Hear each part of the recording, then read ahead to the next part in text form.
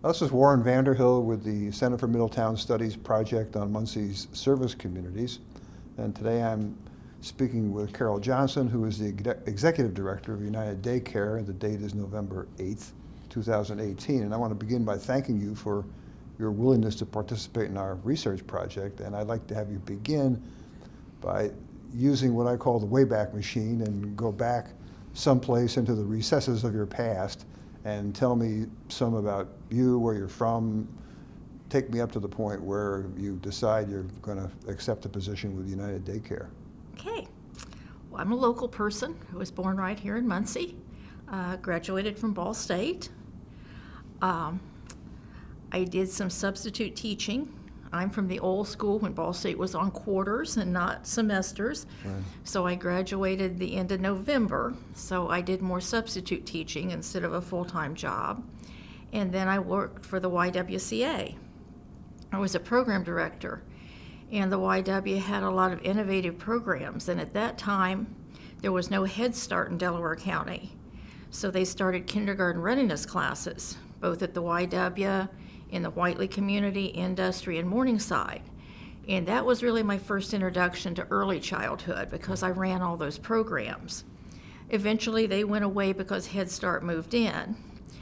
But the YW was a United Way member agency, and I would go to a lot of the directors' meetings there when my executive director wasn't available.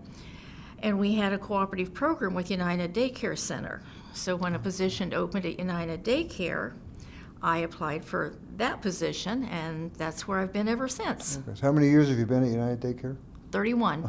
Okay. So you've seen lots of changes, and we're going to talk some about that today in terms of the people you work with there and the way that the changes in the community, the deindustrialization of Muncie, has had an impact on your particular responsibility. So let me address that specifically. I mean, how have the services that your organization provides changed over the last 20 or 25 years? We've always tried to provide quality child care and early childhood education, but our clientele has changed a bit. We used to have a mix of people that were on the sliding fee scale, okay, people that paid the full fee.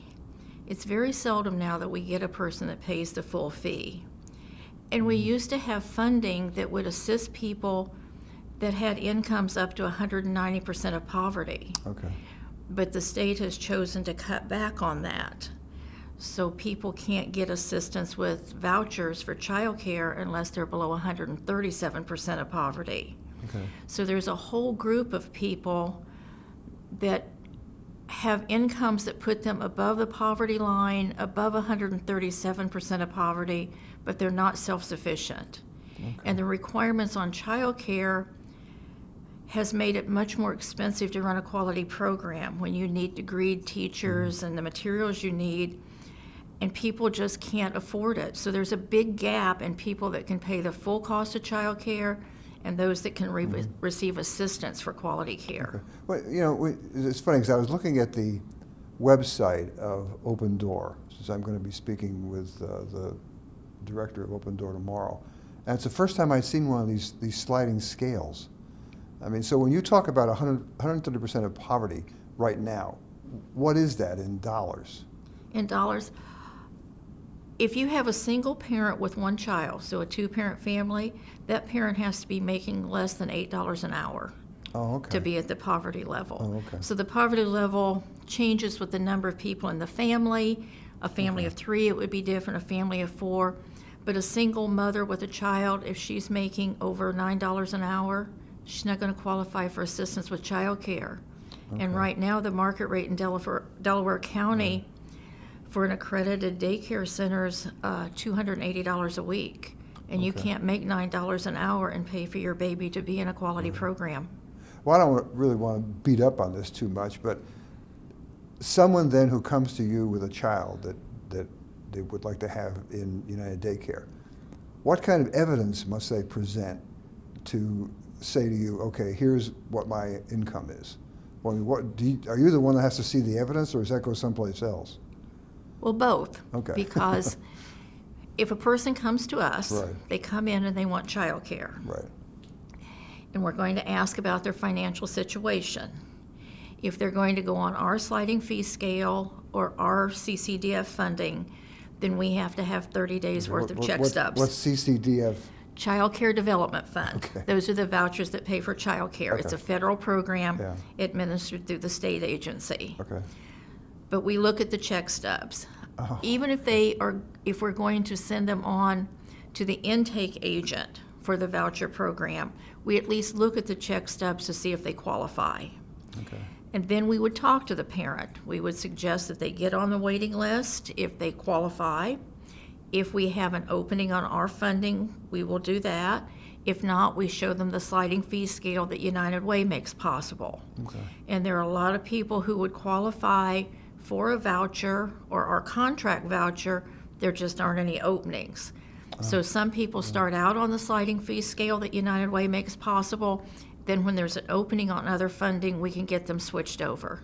Okay, so if they owe you a certain amount of money, they pay by, they give you a check every month? I mean, how do they pay you if there is on this sliding scale an amount that they owe? Very few of our clients have checking accounts. If they're going to pay us, they're going to pay in cash. Okay, yeah. And they can pay based on when they get paid. If they get paid every week, then we set up a payment weekly. If they get paid every Okay. 2 weeks, we set up the payment on a biweekly scale. Okay, so they're coming to your office and giving you the money in cash? Mhm. Okay, yeah, I hadn't really thought about that. How has your organization's relationship with your clients changed? I mean, think of the parents and the kids 20, 25 years ago as a cohort, and contrast that, if it is a point of contrast, with the parents and the kids that you see today. We used to see two-parent households. We see very little of that today. Okay. We saw parents that were working. We saw parents that could afford to pay either the full fee or the higher part of the sliding fee scale, and we don't see that now. Okay. We see a lot of grandparents, even great-grandparents, that are raising their grandchildren, great-grandchildren, mostly due to drug use by the parents. We have a lot more families involved with Child Protective Services because of abuse or neglect, either the strain of their finances or because of the drug use. A lot of times the children are the ones that suffer because there's just a lot of stress in the household. And if it's not grandparents, then just relative placements, other relatives that have stepped in to care for these children when the parents are having drug issues. How about numbers? I mean, is the number of children you have now the same as it was 20, 25 years ago? It's not, but 20 or 25 years ago, we provided child care for ages 3 through 5. Oh, okay. And child staff ratio and group size meant you could put a lot more children in a classroom. But our board looked at some of the studies that were done, some by United Way and other agencies, and it kept coming up that infant-toddler care, quality infant-toddler care, was a real need in our community, especially affordable infant-toddler care. So a few years ago, our board decided to redesign some of our existing classrooms, to do fundraisers to build another room in the center. So we serve infant toddlers, but we can only put 8 children in a classroom. So instead of 120 children, we now can serve 88 children, Okay. just because we're serving a younger age group. But there aren't very many quality infant toddler programs. So we feel like we're meeting a need, but our numbers went down. Do you have a waiting list for people? Always. Always. Well, Yes, tell me a bit about that. So if you have 88 children there, how many would you have usually on a waiting list? 40? Oh, during a given year, then, how many of those 40 might get in? Usually all of them, Oh, okay. because of the type of jobs our parents have, because of lifestyle, they lose their job, they lose their funding. Oh, So okay. then we replace them. Yeah. Sometimes we see a child re-enroll 3 or 4 times a year. Mm-hmm. Parent loses funding because they've lost a job, they find another job, they come back, they get on the waiting list, and they get back in. Oh, okay. So if you take a kind of constant of 80 some and a waiting list of 40, in a given what I guess I'd call an academic year, from fall till spring or summer, those people are going to get in at some point. I guess what really surprises me is this in and out thing. I mean, I didn't realize there was that much of that. There is, just because of parents losing their jobs. Yeah. Now, I will say, in the last year, the state has changed their ruling, and they have gone to a process where a family only has to apply for a child care voucher once a year. Oh, okay. So they may lose their job, but their funding source isn't going to know about that for a year. So we haven't been in this cycle very long, Right. so I can't tell you the effect it's going to have, but it appears we're not having the turnover that we used to have. Mm-hmm. And I think we fill 2 different roles. We provide childcare so parents can work or go to school, but we really have a mission to have children ready to enter kindergarten and be successful. And if we can keep those children consistently in our program, their developmental scores go up a great deal. And the Okay. in and out really affects their development in many areas. Which schools in Muncie do they go to? Most of the children that we have go to Grissom or Southview or the Academy on Washington Street. Oh, okay. East Washington Academy. East Washington Okay. Academy. So is that, We it's have- that part of town? We probably have a few in every school Yeah. in the city and a few in the county, but those 3 would take the majority of our children. Okay. In the past, it used to be Garfield on When there Madison was a Street, but it's Garfield. closed, yeah. Yeah, That's yeah. that was the closest one to us. Okay, yeah. What are the main goals of your organization? We want to provide quality childcare that's affordable.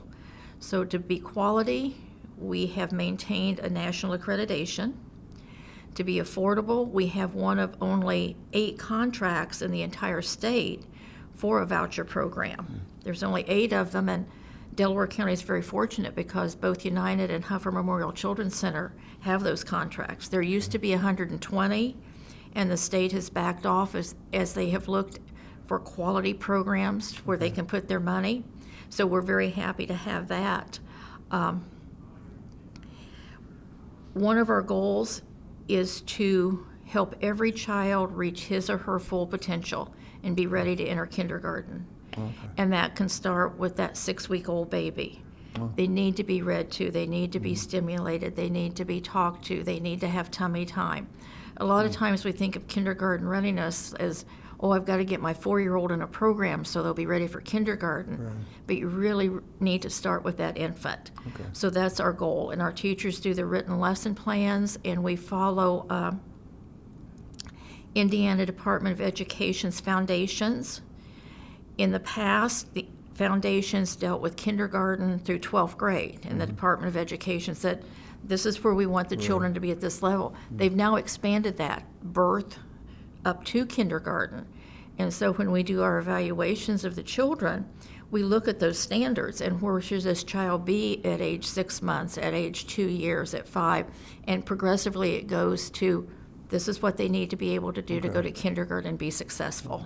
Have the goals of United Daycare changed over the last, we're talking now about, again, 20, 25 years?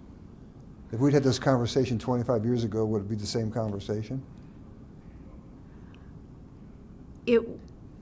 Part of it would be and part of it would not be. Okay. Yes, we always felt we had a strong education program. We now have more studies that have shown us what we need to do to have those children ready. We see many, many more children coming to us with delays in some type of area. I would say, without looking at the exact number, 80% of the children that enroll at United Daycare when we do that first evaluation are not at age level in some area. be it cognitive skills, gross motor skills. They all have some catching up to do. Children were not nearly as violent as they are now.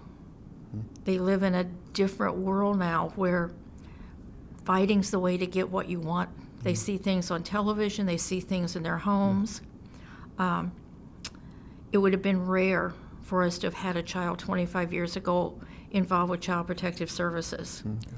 We make a lot more calls, but we have a lot more caseworkers that just walk into our building that there's been reports outside of our building about children that are abused.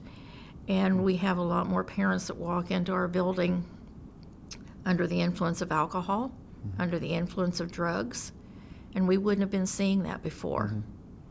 We have children now that come to us at age 3 and 4 that haven't had that first immunization, haven't been to a doctor since they were born at the hospital, don't know how to eat with a spoon or a fork. They just walk around with a sandwich in their hand at home. There's been a lot of differences. Our goals are the same, but the clientele we're serving has changed. Why do you think that is? I think the drug epidemic is a big cause of that. I think people not having the same wages for the jobs that they had before, because before there was more of a middle class that came to us. I think we have those same families, they're just not making the wages they made before. They're working at a McDonald's or a Burger King, they're not working in a factory. They don't have health insurance where they had health insurance before. This is off on a tangent a little bit, but is the mission of Huffer different than the mission of United Daycare? No, we Same are a thing. lot alike. Okay. The biggest difference is that they can provide school-age care because they're within walking distance of an elementary school, Oh, okay. and we are not, so we do Right. not provide school-age Yeah. care. Okay. They have a voucher contract like United. They are funded by United Way. They serve basically the same economic groups that we serve. We're a lot alike. Okay. But it's fair to say that the community certainly needs both of them. Oh, certainly, they have a Yeah. waiting list also. Okay. Yeah. And we're located in different parts of town, but we're both located in low-income neighborhoods. Okay.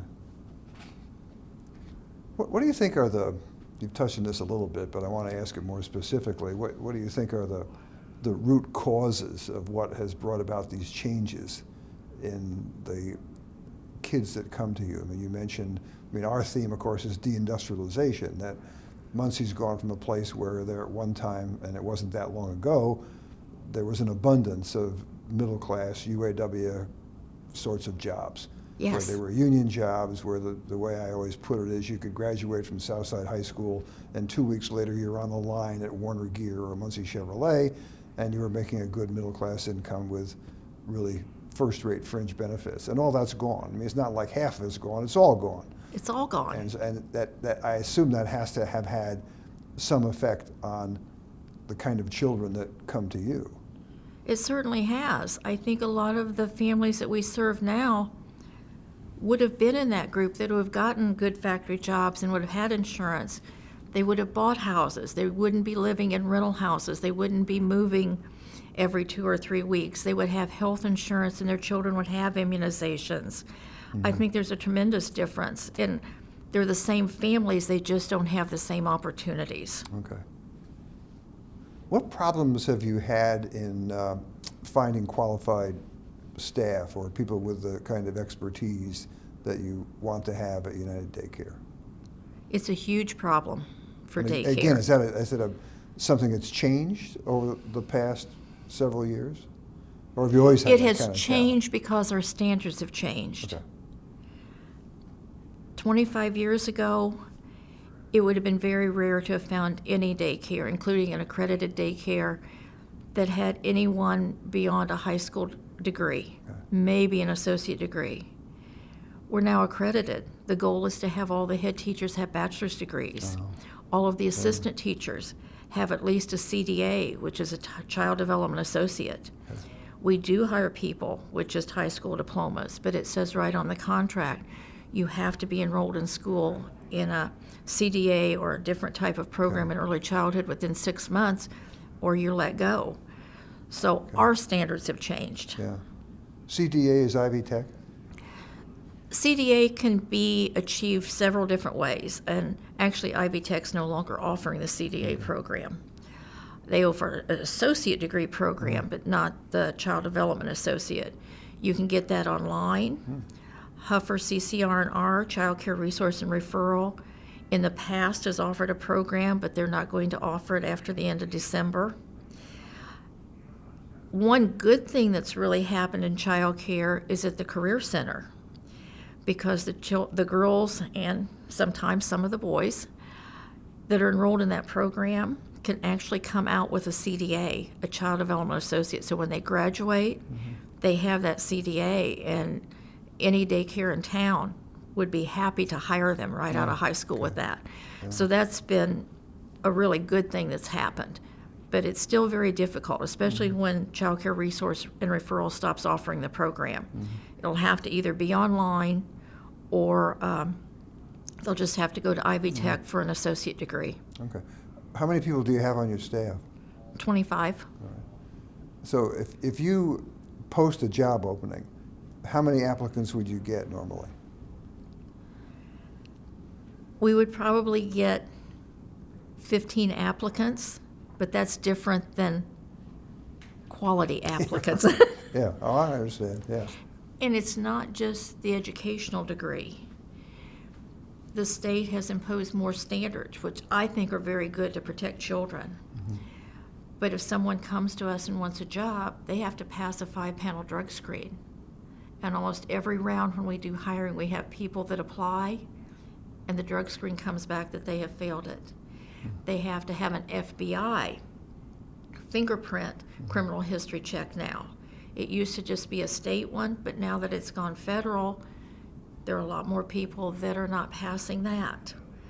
So we do have some other criteria now other than just the educational level. I mean, this is going to sound kind of silly, but someone comes to you, they apply for a job, and they do a drug screen, and they do a fingerprint thing, and you send that off. How long does it take to get that back so you know whether or not you can continue with the person as a candidate or not? The drug screen usually comes back within a week. Okay. The FBI fingerprints, it used to take up to 5 months, but the state has gotten much faster. It doesn't come to us, it goes to the state agency. Then they notify us if someone has not passed. Okay.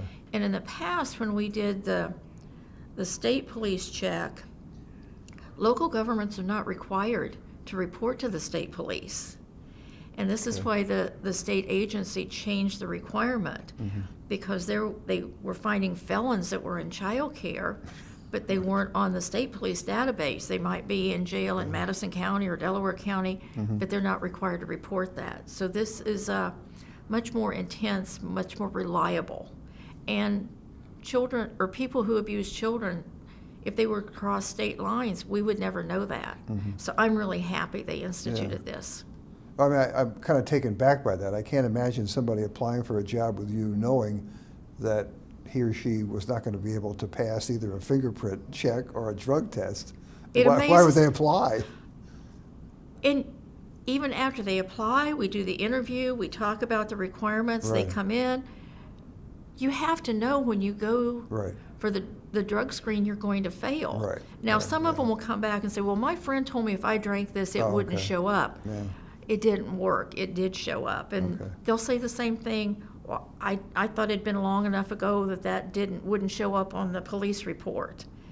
Or the child abuse. Used to, we just contacted the local department, so only Delaware County was telling us if this person had a history of abuse or neglect. Now it goes to the state, and they check their statewide database. And sometimes people will show up on that and thinking, well, that happened in Terre Haute. I didn't know that you would know about it. So we're doing a more thorough job of investigating people. What about staff turnover? Our average is better than the state or the national level, but it's still not good. Now, I have staff that have been there 16, 17 years. Our head teacher positions very rarely turn over. Assistant teachers that have the degrees very seldom turn over. It's that group that we hire that just have a high school diploma. They say they'll go back to school, but when it comes time, they really don't want to, or they go to school and they decide they don't like it. That's the group that we have the turnover with, or the ones with just the high school diploma. Okay. And I had one girl who came to me and she said, I just can't do this. She said, I left McDonald's because I thought this would be easier than flipping hamburgers, but this is really hard. I just think there's an unrealistic expectation of some people of what the job really entails. All right. Dealing with little kids. Yeah. What's your budget and what are the sources of your funding? Our yearly budget's a little over $1 million. Our highest source of funding is our CCDF, Child Development Fund contract, Okay. the money that we have control over. The second largest source would be the actual CCDF vouchers themselves. The third largest would be United Way. Okay. The fourth would be the Child and Adult Care Food Program. It's like the school lunch program, only for preschool children. And our lowest source of income is parent fees. Okay. Now, that budget doesn't include any major repairs or improvements to the building. That's just operating money. Right. If we want to do anything like that, we usually have to request a grant. When we Okay. replace the roof or a heating cooling unit or the refrigerators and oven in the kitchen, those were all through grants Okay. and not operating money. How has this funding pattern changed over the past, we're dealing with, again, 20, 25 years? Well, United Way is the first thing that comes to mind. There just isn't the funds available to fund all the services they did in the past or at the level they used to fund in the past. Okay. The unions were a huge source of funding for United Way, and not just for money. If we had a problem at the center and we call United Way, they would call one of the unions and there would be a plumber there, there would be an electrician there. It cut back on our costs too. But United Way has taken quite a hit since we Yeah. don't have the unions supporting them. Mm-hmm. The federal money has increased, and it comes through the state agency, but that money has increased over the years. Okay. And the food money for the food program, it has stayed pretty constant over the years. What about the local foundations? Do you do much with grants to them, like the Community Foundation or George and Francis Ball or Ball Brothers? We do. This year, Ball Brothers gave us a grant to put new shade structures on the playground. But over the years, we've received grants from many different organizations. Community Development has put new water fountains in our building. They've replaced our roof and water fountains. Community Foundation helped us with a whole new phone system when ours was really outdated. They helped us with EEMG, Early Education Matching Grant. Okay. Before there was On My Way Pre-K, there was EEMG, and Huffer, Ball State Child Study Center, Appletree, and United formed a coalition and applied for this funding. But we had to have a 50% match, and the Community Foundation came through with that in all 3 years that that program was in existence. So they've been very helpful. So we do a lot with the grants, but there are lots more agencies that are really struggling and looking for funding. So it's become much more competitive for all of them. How much of your time do you spend just writing grant proposals? I'm assuming you do a lot of that. Yeah, I do all of that. Yeah. A good 15%, if not Okay. 20%. Okay. And this it depends on the time of the year as far as It does. yeah, It depends on the time of the year. Okay. Now the federal grants, do you have to apply for those every year? In the past, our CCDF, Child Care Development Fund grant, was a contract. And then about 15 years ago, they decided to just do an agreement. And they only took certain centers, so they lost a chunk of them. But 2 years ago, they decided to go back to competitive contracts. So people applied, and they only granted 8 of them in the whole state. So we're going to apply again later this year. So that's changed a great deal. There aren't nearly as many daycares that have a contract or an agreement, and they become much more competitive. Okay. This is kind of a bit of a twist or spin, I guess, on the question about budgeting, but how is United Daycare impacted by what I'd call local, state, and or federal regulations? There's been a huge impact in child care with the change in regulations, and I very much approve of that. It has not affected United Daycare Center because in 1998, the board decided we want to do the best possible job we can do.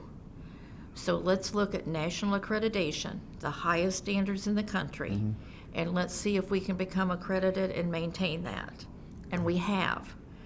So we have always surpassed what the state and federal government has required of us. But once the Child Care Development Fund came out and there was money for low-income children, child care popped up all over, including in registered ministries. And those ministries had no requirements, no child staff ratios, no group size, no education or age for the teachers. There were 14-year-olds in rooms with 23 babies during the summer months. There were no regulations. Children were dying in daycare in Indiana. It took a long time. It was a slow process, but eventually the state legislature started passing some more regulations. And right now there are the strongest regulations that there's ever been, but it's only for providers that take the vouchers. So if a private church individual doesn't take vouchers, they still don't have those requirements. And I don't feel like they're still strong enough, but a lot of people have had to make a lot of adjustments. If they took the vouchers, then all of a sudden they have to meet child staff ratios. They have to have certain number of children in a room. They have to have certain numbers of trainings for their staff. So for a lot of people in child care, it's been a really big change with the regulations. It has not for us. It wouldn't be for any accredited center. Well, it seemed to me when we were doing the study of the faith communities a year or so ago that almost every church we went to had a preschool program. I mean, I was almost surprised if I went to talk to a pastor or the head of a church or a faith community that they would say, oh, we also have a preschool program. So I mean, that seems like it's grown like topsy in the past 10 or 15 years. There was money out there. Oh, okay. And this is a bias. Yeah. Until the money was there, it wasn't their mission. But once the money came out, tremendous numbers of churches all across the state began to have preschool or daycare programs. Okay. Because there were no regulations. I mean, you could have it set up in a day and be ready to go. It is a little harder now. They've had to meet some other standards. And I think as long as there's enough children for all the programs out there, it's wonderful. But I think those programs need to meet basic health and safety standards for the children to be able to operate and get federal dollars. Yeah.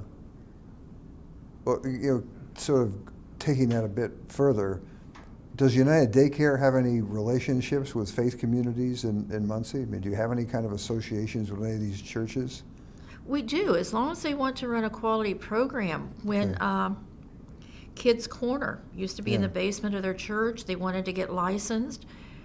We spent probably 5 hours a week for a year showing them our bylaws and showing them our menus and showing them all the different things it was going to take. There was a church on the south side of Muncie. Someone there had a child in our program. They wanted to start a program, and at the time, my daughter, Marianne Spangler, you know her, she was working at the center, but she had also worked at the Child Study Center at Ball State that's accredited. And they called us and they said, we want to do it right, we want to be licensed. We met with their board and their staff many, many times. anyone that wants to run a quality program, we would be happy to assist them. But if you're going to open a program, and we tell people when they call us, if you're not going to meet child staff ratios, group sizes, if there aren't going to be some quality standards, I'm sorry, we'll let you call and ask us, but we're not going to devote a lot of time coming and meeting with you. Okay. Okay. Those are all the formal questions I have, but with all of our people that participate in our research projects, I want to give you an opportunity to add anything that I might have left out or that might occur to you that you would like to comment on as far as your long and very successful work with United Daycare. I'm just really happy that there are new standards to protect children. I'm very concerned about the lack of funding or the lack of programs to help these grandparents that are trying to raise children. They don't have a service need, so to speak, to get any help with finances. They're not working or in school. They can't show they're working 25 hours a week. As a grandparent, I know I don't have the energy I had when I was raising my children. They need a break during the day. And those children need to be ready to go to kindergarten. They've already been through some type of upheaval by not being with their parents and being with the grandparents. What we've seen are most of those children that come to us have delays.